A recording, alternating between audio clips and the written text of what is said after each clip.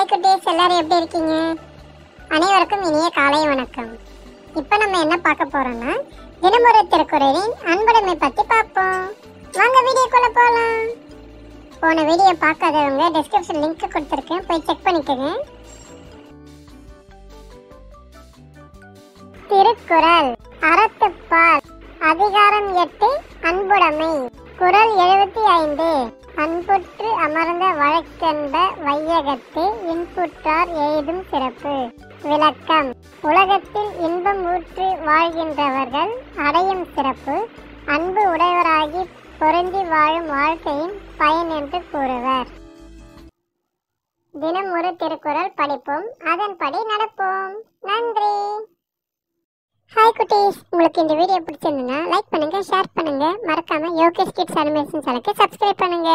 பாய், next வீடியோல பார்ப்போம்.